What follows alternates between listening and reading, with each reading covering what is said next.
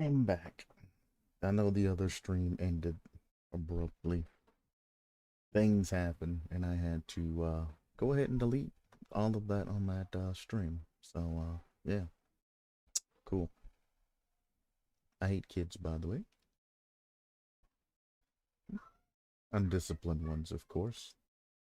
So now, instead of having two loud kids, there's now three loud kids in the house, running around, doing dumb things. But whatever. Hop back on track. I'm going to attempt to get this done. I should just say screw it and just wait later on, but they've been here for like 2 or 3 days now, so I doubt that's gonna happen. And they're always full of energy. And the only time they take naps is when I'm trying to so essentially, if I'm working or doing something like that, they're up yelling and screaming. And then as soon as I stop working and I get done for the day or anything like that, then they go to nap. It's nap time. It's time to settle down and everything like that. Now I know it's all of them being spiteful towards me, but I don't necessarily care. I got work to do and I'm going to get the work done regardless. And when they ask me for something and I just blatantly refuse and essentially tell them to go away, don't mess with me or don't talk to me, they want to be in that, well, why are you in such a bad mood? I'm like, maybe because you're letting people run around being idiots, kids and adults too, both, running around being idiots. Like, I don't care if you come visit, whatever. But when somebody's working, maybe shut the fuck up and keep the kids on the other side of the house until the job gets fucking done. You know what I'm saying? Very rude. And I wonder why I don't take an effort to get closer to them and the children that are there. It's like because you're all disrespectful. The children don't know any better. Well, I mean, they do know better. Don't let me lie to you. They do know better. But either way, I'm finally ready. So let's go over this. The first killer we're going to be going over is the Trapper, or Evan Macmillan. The Macmillan Estate is the, obviously, the Trapper's map. The Trapper moves at 4.6 meters per second movement speed, has a tear radius of 32 meters, which makes him the standard for a regular killer. His height is tall. The Trapper is an area control killer, able to apply pressure across the map by placing bear traps for survivors to step into. The bear traps aren't particularly deadly unless you have the add-on for them that makes the survivor take an injury or a health state for escaping out of them. So I wouldn't say deadly. I mean, I know it's flavor text and all of that, but they really aren't deadly. You can't escape out of a bear trap. It takes up to a maximum of 8 seconds, but you can escape from a bear trap and continue on. His personal perks are unnerving presence, brutal strength, and agitation, as they say, allow him to chase and carry survivors more effectively. I will go over those in a minute. What I want to go over is this difficulty rating. The difficulty rating of easy, I mean, if you have to choose between easy, medium, or hard, I would say that the Trapper is more on the easy side than medium side, but he's not an easy killer to actually play. You need an extensive knowledge of Dead by Daylight's mapping, survivors' location, looping, etc., etc., in order to be an effective trapper. You gotta know fakes. You gotta know, how to play the game. They say, I mean, anybody can use a killer's power. You know, anybody can set up traps anywhere. As you're chasing a survivor, you can set a trap over or before or after a window that they jump through. That's rookie plays. An experienced trapper will set up traps where they know survivors are going to go, and they will zone and or chase them right into the other trap. And click, click, got a survivor, and then you send them on their way. Now, again, the trapper's not easy. If you think you're going to jump on playing a trapper and you're going to get a 4 kill, it's not going to happen unless you put in a decent amount of work, or, you know, if you go up against just a bunch of brand new survivors, potato survivors or baby survivors. So the trapper requires a lot of knowledge and a lot of strategy to play efficiently. So I wouldn't say that he's an easy killer. Not going to go over lore. I mean, I guess you can pause the video if you want to go over any of that lore as I scroll through. 3 perks are Unnerving Presence. Any survivors repairing or healing within your tear radius suffer from the following effects. Increase trigger odds of skill check by 10%. You know what skill checks are if you play the game. I don't need to go over that. Decreases success zone skill checks by 60%. So the actual bar that you have to where you need to stop the thing on decreases. I've went over perks before. I'm not going to spend a lot of time on them. If you want to know what each individual perk does, I mean, you can come to the website. The link is in the description. Click on whatever perk you need. Or you can go to my video where I covered every single perk. I think I did it in 2 parts. I covered every single perk in Dead by Daylight in another series. If I had this series in mind, I definitely should have just covered them all together, because I could have done 3 perks a day and covered individual killers, and it would have worked a lot better. But, you know, content's content, and it filled places. Brutal Strength increases action speed of pallets and breakable walls and damaging generators by 20%. I do all the math and all of this for the most part, or at least give you a general estimation of what all of this means in the other perk video, so I'm not going to go into detail how fast that is. Agitation, when you're carrying a survivor, your carrying movement speeds increased by 18% and your tear radius is increased by 12 meters. Very basic trapper run. When you're picking a survivor up, you move faster. Agitation is probably one of the perks that you'll keep for a long time playing the game if you're new to the game. Agitation's very good.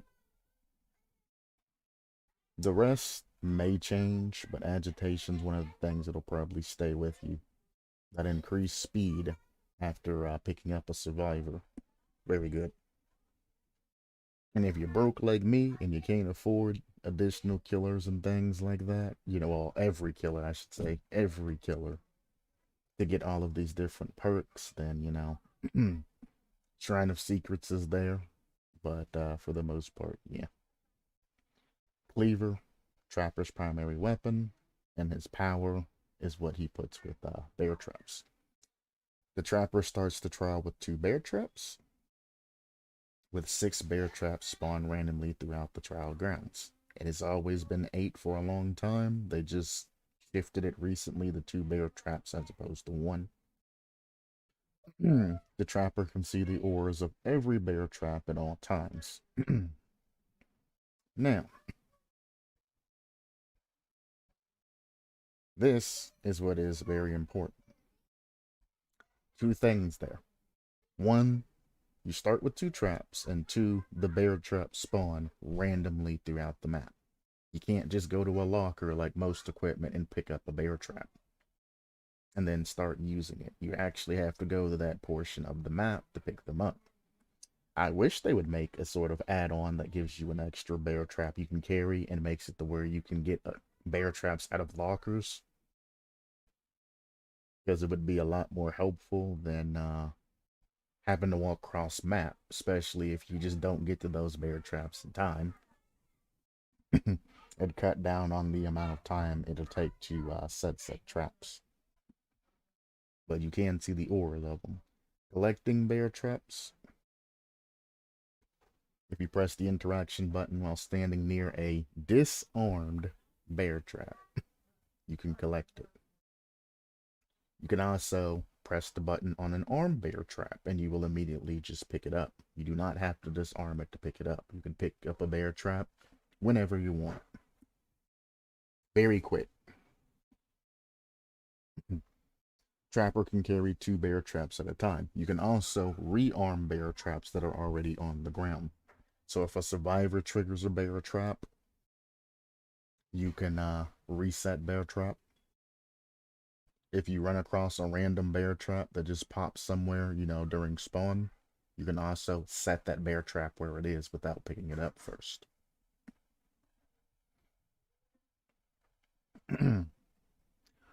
Once you arm a bear trap, the bear trap will trap and immobilize any survivor that steps into it. If the survivor was healthy, they will be put into the injured state. It says this, but I don't think bear traps inherently put you into an injured state when you're trapped the first time. Or did they change that? I'm actually interested in that. They changed the way? I need to check this add-ons for a second. Yeah, the bloody coil. When a healthy survivor disarmed. Now that's a retaliation.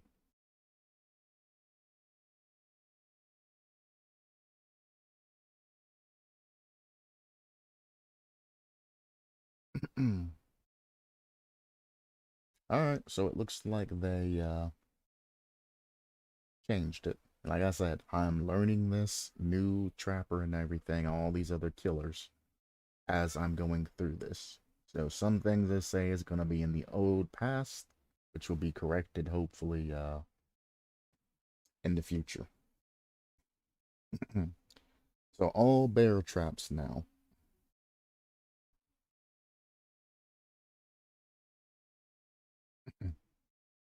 Hurt survivors, unless you're using the padded jaws. If you use the padded jaws, they immobilize survivors without damaging them, and they also hold the survivor in place.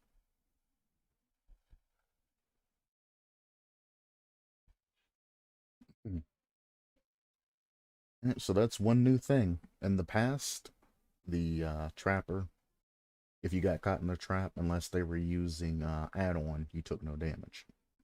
So that's one thing that has changed, and I'm glad I'm going over trapper now, because I mean, I don't play trapper. So it's nice to know. So anytime that you a survivor steps into a trapper's trap, they will lose a health state.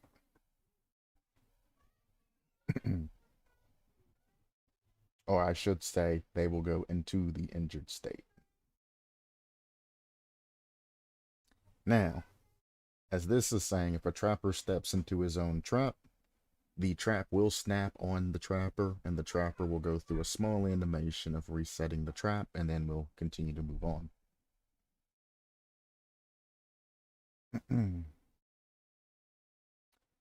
While a survivor's in the trap, also, another survivor can come up and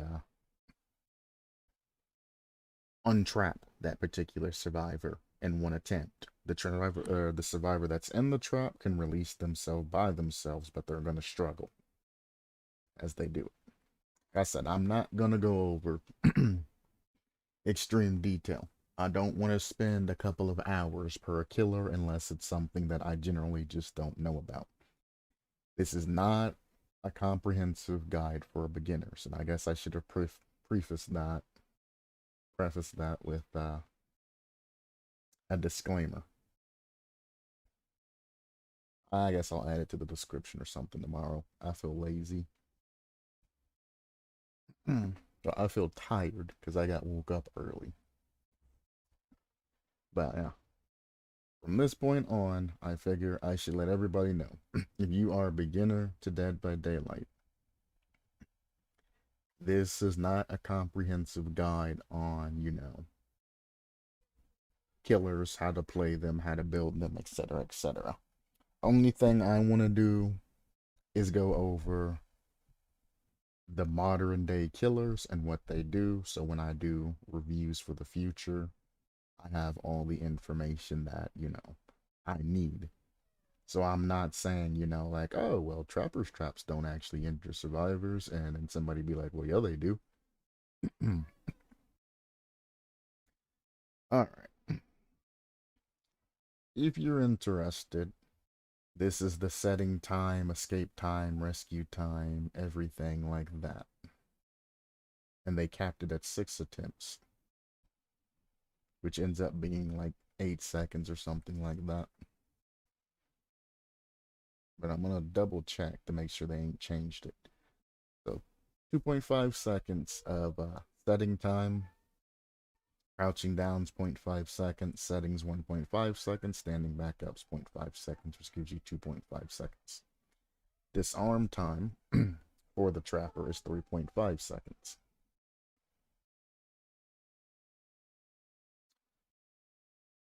How is disarm time 3.5 seconds? It has to be for a survivor, yeah. Oh, that's the one thing. Well, I mean, you guys know. A survivor can walk over an already open trap or armed trap and they can disarm them. 3.5 seconds. Escape time is 1.8 seconds per attempt. Per attempt is what's important there. As you can see, there's a maximum of 6 attempts. It is 1.8 seconds per attempt. So you're looking at roundabouts, what, 10 seconds or something like that? I'm not doing the exact math, but 10 seconds. They capped it apparently at 6 attempts instead of 8 now. So that's another thing that is new to me, is 6 attempts instead of 8 to get out. Rescue time, 1.5 seconds. You always get an immediate rescue when another survivor rescues you. There is no multiple amount of attempts. Like, no, it is an instant escape after 1.5 seconds. Each escaped attempt chance, apparently you only have 16.67%. I don't think that that is actually correct. I mean, it could be verified by behavior, but the game doesn't pick up 16.67%. That would take a lot of chances. That would mean that essentially 17 out of 100 times you would escape from this particular trap, but you would also have at the 6th attempt, you will escape. So you have 100% at 6 attempts. I think they just did 16 divided by 6 and they got their number, which would make that not correct. The 6th attempt is 100%, so I mean, you have 5 chances to escape beforehand.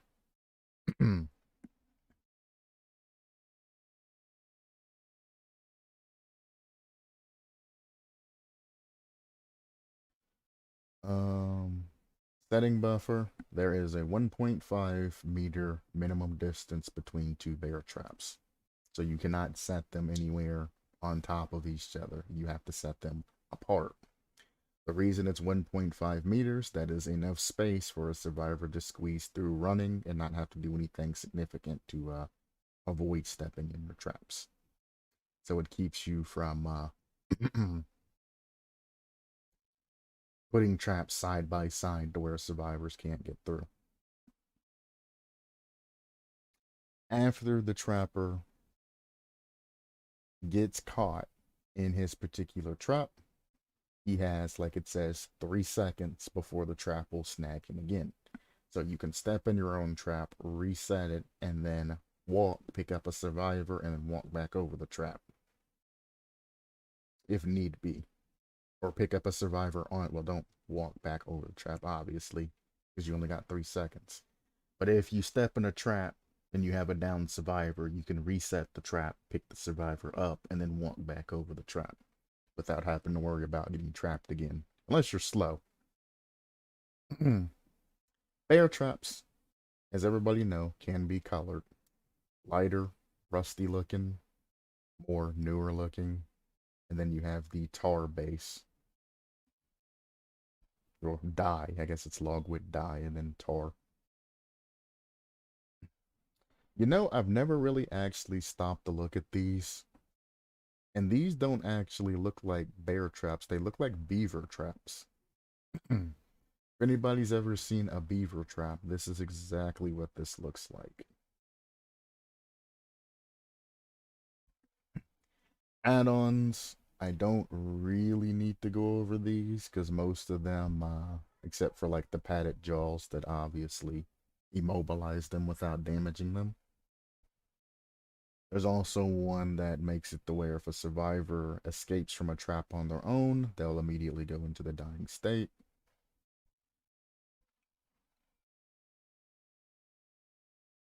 And then there's status effects that can be applied. This one, Trapper Sack, is good too. All bear traps are carried at the beginning of the trial instead of spawning throughout the trial grounds, but you are unable to pick up a bear trap once it's placed. Very scary. You got ones that make the bear traps reset 2 seconds after a survivor escapes from it. Or reading. If you reset it, you see the survivor who disarmed it 5 seconds. Here it is. Owning Stone. Survivors caught in a bear trap who free themselves are afflicted with the dying state. You will immediately go down if you free yourself from a bear trap. And if you don't free yourself from a bear trap, the trapper's going to come over and clonk you on the head, putting you in the dying state anyway. So in most cases, when you have this particular thing coming on, you want to immediately try to escape. Once you escape, you want to crawl away as fast as possible and try to hide. Or either go into a place that's inconvenient for the particular killer, so you don't have to worry about it. So most times you run into anything that puts you into a dying state, other survivors aren't going to be near you.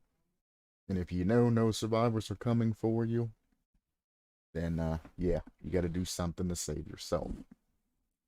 Bloody Coil is sick nasty because any survivor that deactivates a trap gets injured or puts into the injured state. Very nasty.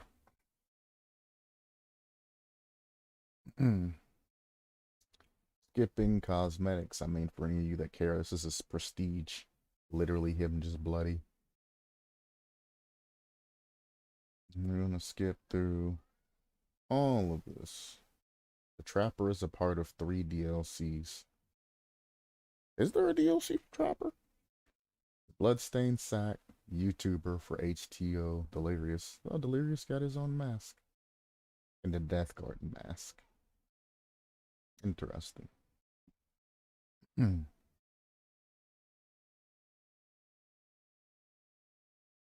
And patch-wise, we really don't care till the end. Cool. Cool. So, latest patch during the changes and the things that I really need to pay attention to is that the Trapper's default carrying capacity is now 2. The number of bear traps that spawn is now 6, the highest number instead of the between 4 and 6. Change the aura color of bear traps to white line, which doesn't really matter.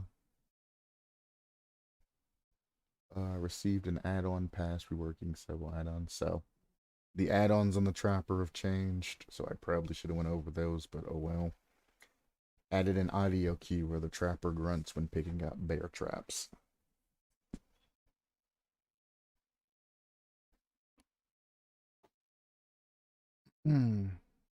Here is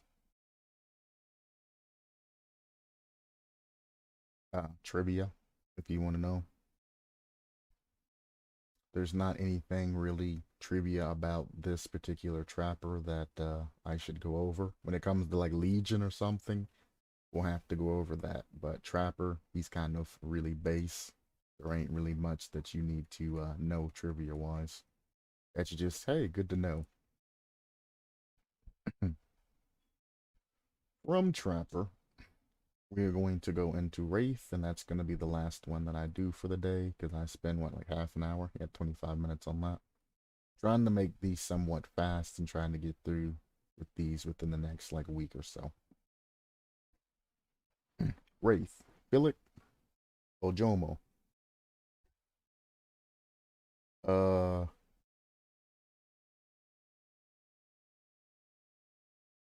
if Wraith has a map, I cannot remember what the map is at the moment.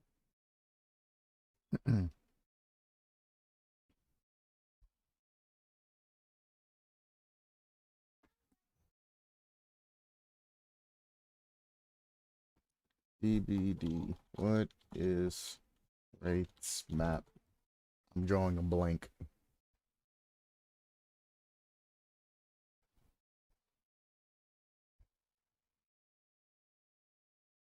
Oh.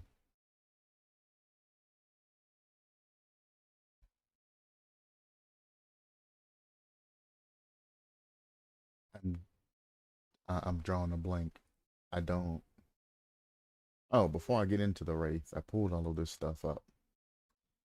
Found a random YouTuber, links in the description, Red's Gaming Gears, a trapper build for a beginner's guide. He has Agitation, Brutal Strength, Jolt, and no one else escapes death. Trapper has a very slow beginning game. So you don't really get value from perks that work in the slow game. Like, for instance, if you're running Corrupt Intervention with the particular trapper, it's not going to give you a lot of value because you're going to be walking around picking up traps and placing traps or getting ready, for the game that's actually happening or going to happen. You shouldn't be, for the most part, just immediately going after survivors. At least place, a couple of traps or open some traps on your way to the survivors at the bare minimum. Your powers traps, that's what you should be setting up.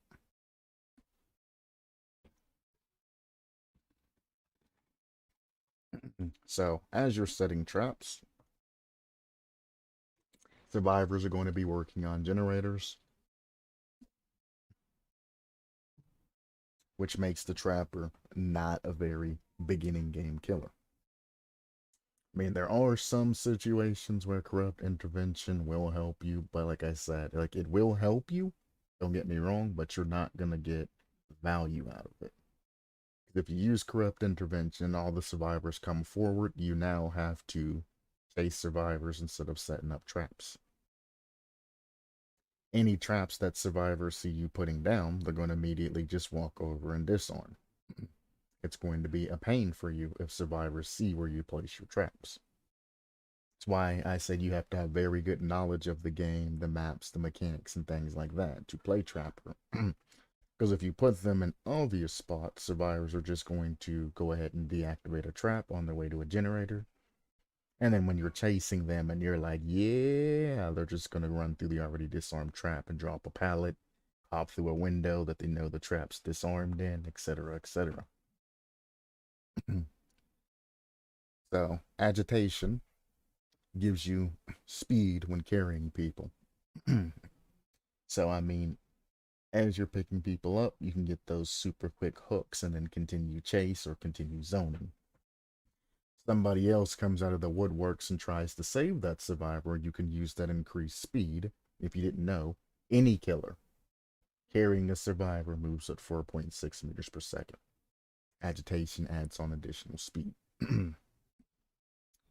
So, anytime you're carrying a survivor, you'll have that increased speed, which will give you time. If you're carrying a survivor and another survivor gets caught in a trap, It gives you that speed boost to be able to, get over to that other trap and clonk that survivor too. Brutal Strength is just a good generic perk for a beginner trapper because, well, survivors, you're probably going to be up against beginning survivors, which means pallets are going to be thrown aplenty. And as those pallets get thrown, you want to have the ability to get rid of those pallets and continue moving on. I don't endorse this. This is somebody else's YouTube video, by the way. I'm just going over some of the thought processes and things here that could be implemented. I'm not 100% correct on how everything goes, but if you want the everything, point meal and how it goes, I do suggest that you go and look at their particular video. The links are all in the description. Jolt, yes, it's good. Jolt, I mean, you guys know if you down a survivor or anything like that, the all the generators around go boom. Pretty sure that's what Jolt does. That's I guess I could have just popped these up on screen like that.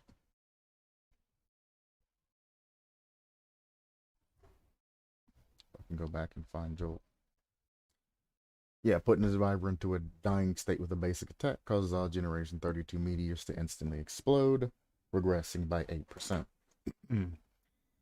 I mean, if you're beginning to the game and you don't have a lot of perks to choose from, I guess Jolt does kind of make sense. I mean, you can run Jolt, you can run like claustrophobia, things like that to try to get, better loops or prevent survivors from going particular ways after completing the generator.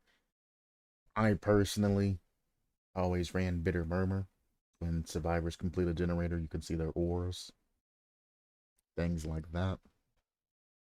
I'm not completely sold on Jolt being there, but for a beginner guide, I mean, it's one of the multitude of perks. That Jolt spot will be a slot that you can slot in any other particular perk. So let's just leave this as an open slot that's just filled with Jolt as an example for now. And then the last is No One Escapes Death. You are a slow start game killer, and No One Escapes Death is one of the ultimate, end game perks. Not only does it give you a speed boost, it exposes survivors, which equals to 1 hit downs. So it's a very good way to clean up a game and get that extra kill, possibly. Most people that are new, heck, even people that are experienced, macho, see Hex No One Escapes Death, and they immediately panic and leave. They will leave their other survivor friends that die as soon as No One Escapes Death pops up. What this always comes from is survivors stacking at doorways. The ones that want to stay at the doorway and make sure things happen. I mean, if you know NOAD is in effect, you know the killer is going to be looking at the particular survivor on the hook, and they're going to be patrolling exit gates. Don't be in an area where the particular killer is going to be patrolling. Go out into the map, look around, try to find the hex totem. Just keep your eyes out and don't be running everywhere where the killer can see your scratch marks across the map and, zone you out. And if they do, make sure you're near a usable loop where you can, easily escape so they can get an unhook and then everybody can get out. Always give yourself a way out, but just don't play stupid. If you're terrified of No One Escapes Death, then maybe not, run around everywhere getting scratch marks. Maybe not run out into the open. Maybe stay behind or around obstacles that block sight. But don't just stand at an exit door and wait for the killer to hit you out if the other survivor's on a hook that's nearby. If you're across the map and you're standing there and the killer comes over, that's a different story. You're giving the other people time to get that survivor, to pick them up and get out.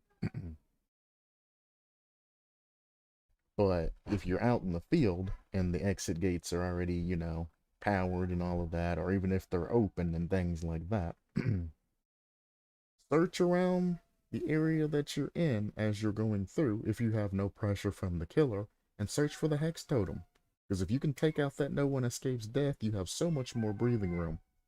And you just dookied on that particular killer and what they were going to use as leverage against you. There's a counter for every perk. You just got to know how to counter them effectively. The counter for every killer. Now, we go to the next one. This is the best trapper build showcase. This is, without limits or anything like that. You have other access to different killers and other different perks. This is what this particularly goes off of. First, he says, save the best for last. Each token grants a stackable 5% decrease successful basic attack cooldown. You can earn up to 8 tokens. Hitting your obsession with a basic attack will cause you to lose 2 tokens. If you know what to do in this game, save the best for last is great. If you don't know, then use is it Unrelenting Force or something like that? No, it's just Unrelenting. Whatever it is that gives you a general basic cooldown on hits. Use the safer perk.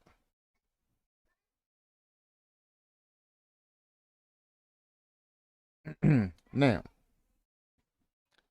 this particular perk, also named Save the Best for Last, we've went over, relies on the obsession. You do not want to kill and or harm the obsession. You want to harm everybody else. If you use this perk successfully, you will have no issues at all getting that increase in attack cooldowns and things like that. Second perk that he says, Agitation, which I agree with. Agitation, for the most part, like I said, gives you that increase in speed while you're carrying survivors. It's very, very nice. Because Iron Grasp doesn't do much by itself. You almost have to run Agitation with Iron Grasp, or you're not going to get that much value out of it.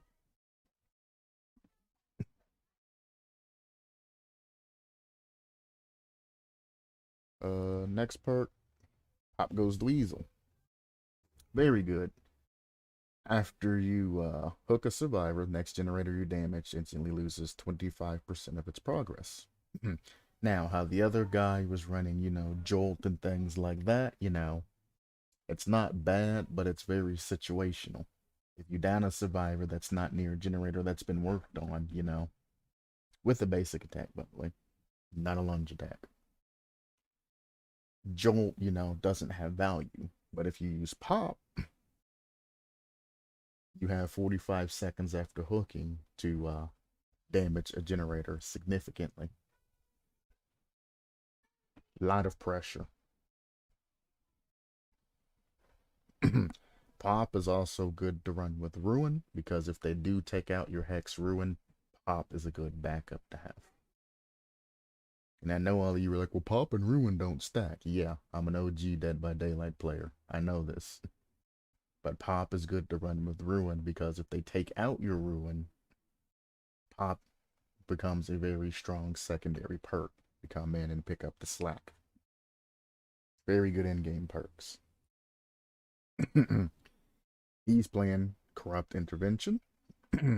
Which, how I said earlier, you can use Corrupt Intervention, but it's not necessarily, or it could force you into a situation where you immediately have to go after a survivor. If you know the game, and you know things like that, you have extensive time in the game, you can use Corrupt Intervention efficiently. However, you also have to keep in mind, if you are brand new to the game, you're not going to use Corrupt Intervention right. Instead of having, you know, the 3 furthest gens blocked from you for 2 minutes, you're going to immediately start chasing survivors, not use that time to put down traps or anything like that. And I mean, it's good. I mean, you're using the time, but just not as efficient as possible. You're not going to put down traps and all of that. And if you force the survivor again to come near you while you're trying to set up, they're going to know where you're placing down the traps and they're just going to walk over and pop them. Now, if you're running the right add-ons to where, you know, you get the aura reveal and disarming trap injures survivors, it's a very strong starter that you can make with corrupt intervention to force survivors to try to injure themselves by deactivating your obviously placed traps. Trick only works once in a SWF. It might work for a couple of people in a regular lobby, but it ain't gonna last for long. So that's just kind of a one time, you know, one trick pony that you can use one time to get that injury. Once you play your cards, though, you know, it's over. Of course, none of this applies to any type of new survivors or anything like that. I thought there was another perk. No. Yeah, corrupt intervention, pop, agitation, save the best for last. No, that's it. Quick Killer Guide by Not Oats. I was going to go through a little bit of it, but I don't want to get copyrighted. So, just gonna kind of skip through. And as I skip through, kind of go over how things are. That's the basic skills. We've already went over those. That's the meters per second, everything like that. If you want to know what he's saying, go check out the video. It's by Not Oats. It's the top video in the description. You want the killer quick guide, you know, the guide to everything, please check out his content. I'm not going to play it because obviously that's just stealing another person's content for what it is. As you can see, he's putting traps by pallets and things like that. However, if the trap isn't placed appropriately, survivors can sneak around the side of them. Manage your trapping time, adapt to your weaknesses, and then maximize something else. Well, everything. Maximize everything. I gave a brief look through, and those are the decent trapper ideals and things like that. The Not Oats Darva video, which is the first link in the description. Very good for new people playing Trapper, and it's good for some OG trappers too. You might learn something. Back on Wraith. Because I just extended that from like 15 to 40 minutes. Wraith. His ability is invisibility. Well, for layman's terms, it's invisibility. It's actually translucent. He turns translucent. But let's say invisibility just to make things simple. All of you know, you go invisible after you hit the bell, take some time. People can see you at a fairly close distance, you know, to you, but they can't see you walking from around the map like they used to be able to. Wraith used to be a almost useless killer because you could see him walking around. You would see this translucent shimmer walking towards you or walking across the map, and he was easy to spot. They since then changed it to make it to where you can't see him until he's within X amount of speed, or speed X amount of meters from you, which makes him better. Wraith gets a speed boost after coming uncloaked, which in turn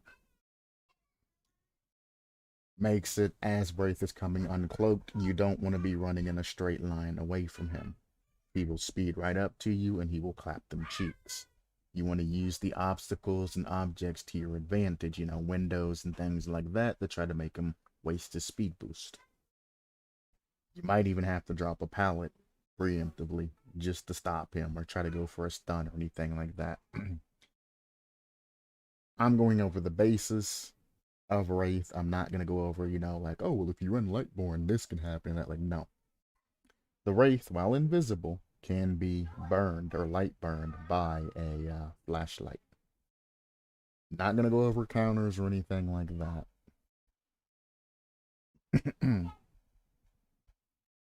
Alright. Wraith's personal perks are Predator, Bloodhound, and Shadowborn. I will go over those ever so slightly. Predator. Scratch marks by survivors spawn closer together. Bloodhound. Blood pools are shown bright red and can be tracked for 4 seconds longer than normal. And Shadowborn just increases your FOV by 15 degrees. I've never liked FOV increases in games, but I mean, if somebody else plays, you know, like a lot of other games, and they love that FOV increase, I mean, it might be something worth going into. Now, increasing my FOV and losing a perk slot is kind of, it's a rough thing to lose. His weapon is Azerov's skull. Well, there you go. Powers the Wailing Bell. There you go. If you're within 24 meters away, you can hear the bell as the Wraith's dinging his particular bell, the cloak. After uncloaking, Wraith gets a short lunge forward for 1 second to burn, reappearing. He also gets a speed boost, is what they would just say. While Wraith is cloaked, he is completely invisible from further than 20 meters away. As long as he is farther than 20 meters away from you, that's 5 seconds of survivor running time, by the way. You cannot see him. Once he comes within that 20 meters, you can now see him, which gives the Wraith a lot of time because his increased movement speed goes up from 4.6 to 6.0. That gives you a lot of extra time to pick your angle of which you want to go in and, you know, catch a survivor off guard. Most survivors will immediately dip if you walk all the way up to them and essentially touch their bodies. The easiest way to catch a survivor off guard is to uncloak around a corner or around an obstacle and then use that speed boost to come in and slap that survivor. So you're, for the most part, almost uncloaked before the survivor can even run away. Now, you can stand next to a survivor and uncloak, because not a lot of survivors are actually, you know, have the situational awareness to pay attention to said things. But if the survivor notices you and you're walking by and they immediately either leave, or if they have a flashlight, they just stand up and light burn you, you will be, they will get away and be able to get to a pallet, jump a window or something like that, and try and nullify your speed boost. If you are light burned, you are stunned for a extended amount of time. If you are stunned while cloaked by a pallet or any other means, you are stunned longer while cloaked. So cloaking is very good, but cloaking can really screw you over if you're not if you're not careful about what you're doing. Don't think that you're just this big bag, invisible, you know, bad guy that nobody can do nothing to. They will destroy you if you don't kind of watch what you're doing. As it says, light burn, exposure to bright lights from flashlight, firecrackers, flash grenades, etc., etc., stuns him and forces him to uncloak automatically. It is a very extended stun animation. Being stunned by pallets and things like that while cloaked is a very extended stun animation. He moves at 4.6. While he's cloaked, he moves at 6.0. While he's uncloaking, he has a small decrease to 1.6 meters per second, but after uncloaking, he moves at 6.9 meters per second during his boost. And while he is cloaking, he moves at 4.6, so there's no speed reduction while cloaking. Cloaking takes 1.5 seconds. No movement penalty. Obviously, I just said that. Uncloaking, there is a movement speed penalty.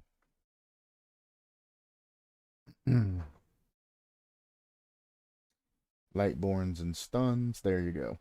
Getting stunned while cloak forces the Wraith to uncloak while he is stunned for 4 seconds. Light burn takes 2 seconds to initiate unless you are using flash grenades, firecrackers, or anything like that. That just pops them out. The flashlight, if you want to burn a Wraith, which the action only takes 3 seconds. So within the first second, you have to initiate the light burn. So you need to already be burning him before he attempts to uncloak, or you're not going to get the uncloak. And if he's running Lightborn, you're not going to hear that sizzling effect of the light burn. You're not going to see him slowly come out of uncloaking as you're light burning him either. So that's an easy way to tell if the Wraith's running light burn. It's just to hit him with the flashlight while he's cloaked and see if there's any effect.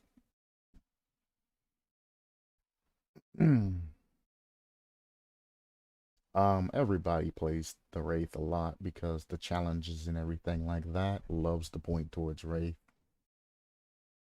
So there you go. Before I go over any of these that I skimmed through, like looking at this first one, I think I need to say, while you are cloaked, any actions that you do, you stay cloaked. Like if you kick a pallet, I mean, I think your leg comes uncloaked for a second, then you go back in because you have to be corporeal to actually kick the thing. You have to come out of the spirit world, but he pulls his leg out, kicks the pallet, and goes back in the spirit world. But any actions that you do will keep you in stealth or keep you cloaked. You are light burn, obviously you come out of stealth, or if you uncloak, you come out of stealth. You cannot hit while invisible. That is the main thing and the main caveat to Wraith. You cannot attack people while you are invisible. Add-ons that are new. Why would you ever... Oh, breaking pallets or damaging generators can cause the Wraith to fully uncloak. I was going to say, why would you run that? But I mean, if you're running up to a survivor that's working on a gen, you can just walk up, kick the generator, and get the dual value of coming uncloaked and kicking said generator at the same time. So that's not bad. Pools of blood appear bright red to the Wraith while cloaked. You can easily run this add-on instead of running Bloodhound. Yeah, they're not going to last as longer, but I mean, you're going to be able to see blood from a long, long ways away, and you're going to be able to track it just as good as if it stayed there longer. No problem. Suppression of tear radius. And then versus the opposite. Yeah, while Cloak Wraith has no tear radius. I guess that's an important thing too. Like I said, I'm not going over a comprehensive guide. I'm just going over what's new. All of these is just reducing cloaking time and increasing action speeds. Mangled and hemorrhage effects. Oh! Coxcomb Clapper. Silences the wailing bell tolls. So the Wraith can just come out without bing-bonging. All-seeing spirit. When cloaked, the intensity of the aura of generators reveal the repair progression. I thought the Wraith had a perk to where they can see the auras of survivors. Yeah, I went past it, all seeing blood. While cloaked, the auras of survivors are revealed to you within 8 meters of your location. Keep in mind that it's not that good, which is why it's not an iridescent. It's not very good when, you're for the most part invisible and you have a zooming speed of 6 meters per second. Not that big of a deal to be able to see survivors 8 meters. Now, if a survivor escaped your sight and you don't know where they went, I mean, yeah, there's benefit in that and getting a chase. But for the most part, you don't need help finding survivors as Wraith because you're a speedy boy that can check every area.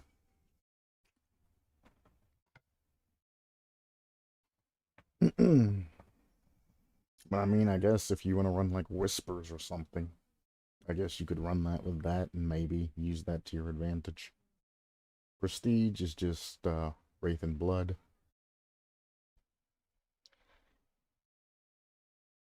Charity case.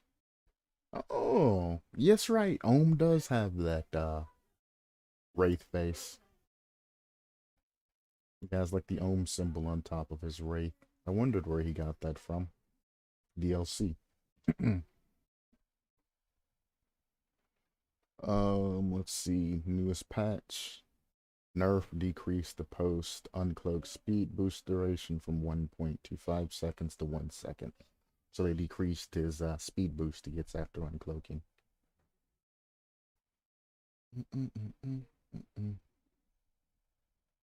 Oh, I never actually said Autohaven Records. When I seen Azerov's skull as his weapon, and I said, that makes sense. Yeah. Azerov's Records are the part in there, part of Auto Records. It Azerov's resting place. That's the name of the realm within the Autohaven Records thing. So yeah, I figured that out on my own. I just didn't say anything about it.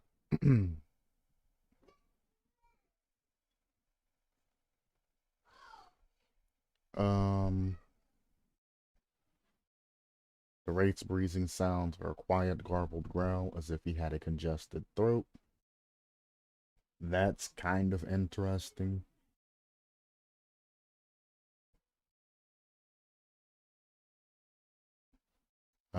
There you go. Forgot they changed that. The perk Lightborn does not protect the Wraith from the game mechanic of light, or of the light burn. I forgot all about that. It is one thing that was changed. So the Lightborn perk does not protect the Wraith from the light burn game mechanic. So that's a change that I knew about, but I also forgot. Stuck in my old ways. So what I said earlier, there's a correction for that, and I'm glad I went over that. Lightborn only prevents the Wraith from being blinded by flashlights, but it does not prevent light burn. You will get light burned if somebody puts a flashlight on you while you are the Wraith. That was changed.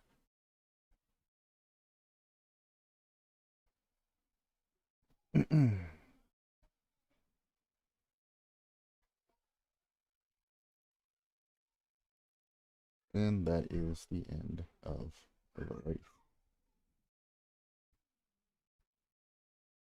Oh.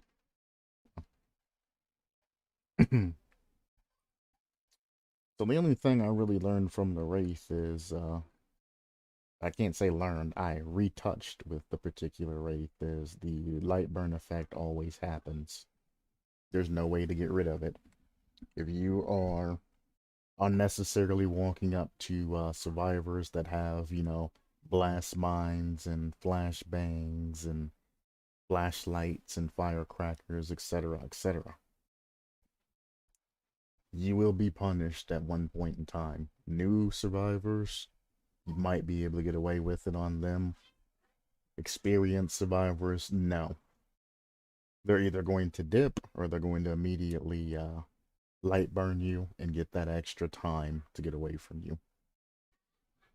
You also lose your speed boost if you are light burn. So any survivors that are playing the game that love to wear or run flashlights and things like that, it is worth the light burn. You will stop them in place, stun them, and they will not get that speed boost. So you will just get all of that time to go and do whatever you need to do, as opposed to dipping, and then he's chasing after you at 6.9 meters per second. So just keep in mind that. All right. So there were a couple of things that have been changed that I didn't know about, and I'm glad I started this series. Because now in the future, I shouldn't make that particular or those mistakes anymore. Trapper's traps always injure a survivor. They always put survivors into the injured state, and light burn happens regardless if you have the perk light born. So there you go. That's an hour, and I covered 2 killers. That's about what I was shooting for. Like I said, it's not meant to be comprehensive or anything like that. This is kind of made as a personal guide that I figured I would just live stream and do as I'm doing it. Just in case somebody, just wants some content or something to listen to or anything like that. Thank you anybody stopping by, anybody that views this video. I appreciate you. I am going to go cook some food because I am tired. I have a headache from constant noise non-stop, which you probably heard in the background. I do apologize. Supplement your lifestyle and try not to blow up the house you're in. Peace.